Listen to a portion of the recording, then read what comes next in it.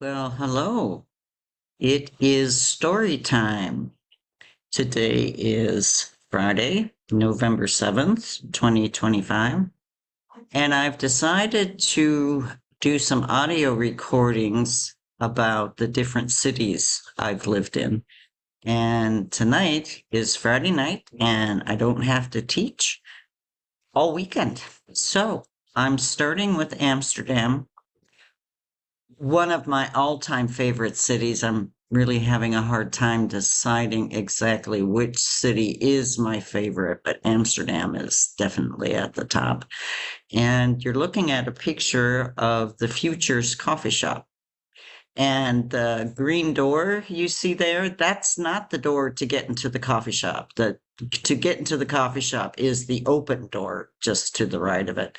But through the green door and up the skinniest, steepest set of stairs you'll ever come across, I had an apartment um, on the not the second floor, but the third floor, and I lived there for 2 years. So I actually lived in the future, above the future, in Amsterdam from 1999 until not quite 2002. So the events of September 11th, 20, what was it? 2011?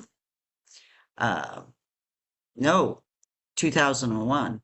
Uh, Ended up sending most Americans that were living there at the time, most of us ended up going home because we just weren't sure what was going to happen. But while I was there, I got to know the owners of the coffee shop, and the owner's wife's name is Jacques, and that's short for Jacqueline. And she worked Tuesday, Thursdays, and Saturdays. And so I would go down those mornings early, like 8 a.m., and she would be cleaning and washing the windows.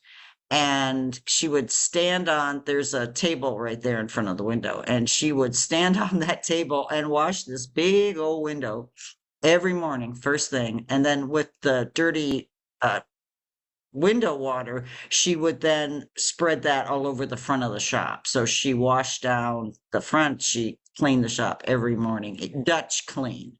And that's a whole nother story about how clean the Dutch are. But it's one of my favorite memories, but I sent her a message on Instagram, which is how we communicate these days. And I told her I was thinking about doing these audio tapes, and that I remembered a story from my birthday that I knew she would remember. And now, keep in mind, this is almost 25 years ago, but we both will remember this. Um, her sister-in-law, her husband's sister's name is Lydia, and Lydia worked Monday, Wednesday, Friday, and they alternated Saturdays or whatever. But Lydia was working in around April. And I came in and she said, I need you to do me a favor. And I said, sure, what? She goes, well, Mika's birthday is next week. And I said, oh, yeah, that's right. That's right. Because my birthday was around the same time as Mika. So I remembered that Mika's birthday was coming up. So I said, sure, what do you want? And she says, well, I want to do a joke on Mika. I want to get her a gay gift, but will you run down and get it for me? I said, sure. She said, okay. Well, she gave me either 50 euro or 50 guilder. I can't remember, but she gave me 50. And she said, the sex shop down the corner and on, I can't remember the name of the street, but I knew which one she was talking about because Jacques used to live above that. So I said, well, what do you want me to get there? And she said, get her a vibrator. Just, it's a gay gift. And I said, well, what kind of vibrator should I get Mika? Now, Mika and I were similar age, over 40, horny. But, I'm like, Lydia, I don't, she goes, just, it gets it you would like, if you would like it, she'll like it. So it's a joke. Just do it for me. I'm like, okay. So this is like 9 in the morning, and the red light district was 2 blocks away to the south of me. And so, and there's no one, it's very quiet. Daytime is very quiet. Nighttime is a whole nother story, but daytime is very quiet, very normal shopping area, actually.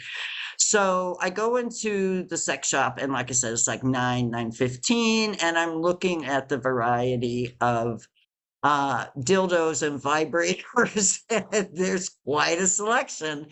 And I thought about what Lydia said, get something you might like. And I thought, okay, well, that's good advice. So I narrowed it down to a choice of two.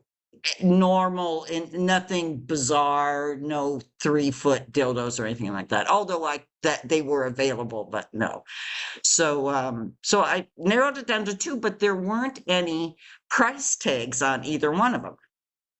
And there really wasn't anybody else in the shop. So I went up to the counter and I said to the guy, I said, I'm trying to decide between these two, but can you tell me how much they are? And he looked at both of them, and he was trying to decide how much to charge me, I guess. And he says, I think 30, 40 guilder somewhere there. And I said, okay. And I'm kind of wondering, what the difference is. And he says, you're going to need batteries. Yeah. And I said, yeah, I guess you're right. He goes, okay, let me get you the batteries. So he goes and he's looking for the batteries. And while he's doing that, the door is dinging. It's like 10 a.m. now. And apparently it's coffee break. And dudes basically started coming in to the magazine section of the shop, and they're making their choices and they're lining up behind me. And so the guy gets the batteries, and so he takes the vibrator out of the package and he inserts the batteries. He goes, okay, now for the test. And he turns that fucker on. And I'm like, okay, dude, I believe you. Here's 50. Let's call it even with the batteries or whatever. So, because I'm looking behind me, and the Dutch they're very patient. Nobody was in a big hurry because they were reading their magazines. Nobody was stressed out. I'm the only one stressed out. So I get it. And I walk back, and so it's like 10:30 now, 11, and I plop it on the counter and I start giving Lydia a hard time. And I tell her the story about the batteries and the dudes and the magazines. And, I'm like, you bitch, you knew that what happened. And she says, and she says, Mika's going to love it.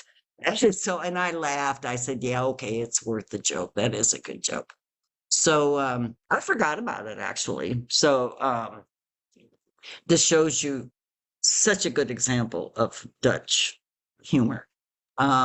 Couple days later, a week later, I don't know, I went down and it was afternoon. And I remember there were more folks in the coffee shop that afternoon. There might normally be 3 or 4 or whatever on a Friday, maybe a few more.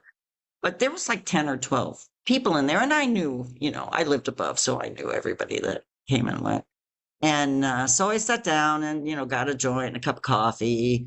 And Lydia was working, and she came up to me, and Jacques was there. And Jacques was not working that day. And she usually did not come in. It's not every once in a while, but it was unusual for her to be there. But Lydia says, Kate, we know it's your birthday, so happy birthday. And they brought out a gift and a little space cake, which is hash cake with a little candle on it, which was cute. So, and Lydia's like, open your gift, open your gift, open your gift. So I opened the gift, and it's that fucking vibrator she sent me to get. And everybody in the coffee shop was in on the joke, but me. And unfortunately, Mika was not there. I mean, looking back on this, I'm realizing Mika was not there. Of course, I told her that story. Mika would meet me in the coffee shop. Her bus stop was just a few meters away from the coffee shop. So she would come in and have a joint and coffee while waiting for her bus, which she would miss. They came like every 25 minutes, and missed another one. Guess I can have another coffee. But so that is my birthday in Amsterdam, and that must have been April 28th of 2000.